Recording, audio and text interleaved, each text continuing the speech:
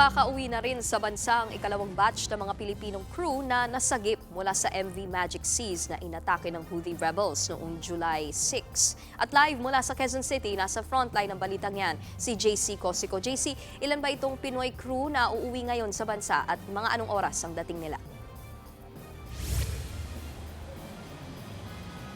Yes, Nikki, 11 p.m. tonight, inaasahan darating sa bansa yung 11 pang Pinoy crew nitong MV Magic Seas, which was attacked by Houthi rebels noong July 6. Ayon nga sa DMW, manggagaling sila sa Middle East at sasakay na flight pauwi ng Pilipinas.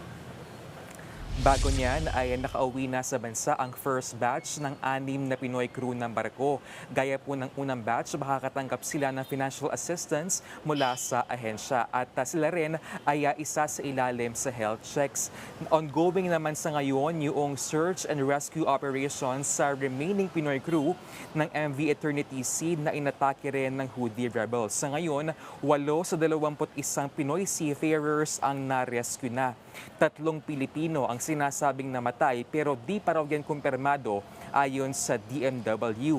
Hindi naman nila idinetalye yung exact location ng mga nasagip na seafarers dahil sa security reasons. Pero pinaplansya na raw sa ngayon ang pagpapauwi sa kanila.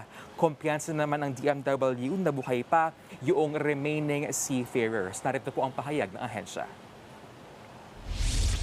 Meron pong unconfirmed reports. Malakas po ang ating paniniwala na sila ay buhay pa dahil yung mga kasamahan nila nga mahigit 48 hours na nag-survive doon, napalutang-lutang at sila nga ay naisalba at harinawa yung karamihan na nawawala ay maisalba po din natin.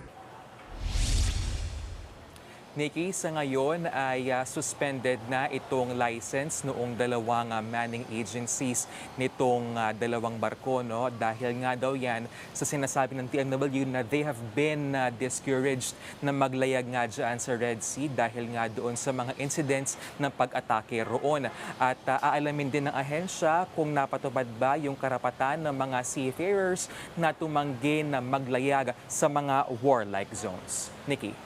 At yan ang Express Report ni JC Cosico. Mga kapatid, Nikki de Guzman po. Para sa pasada ng mga rumaratsyadang balita, mag-follow at mag-subscribe na sa social media pages ng News 5.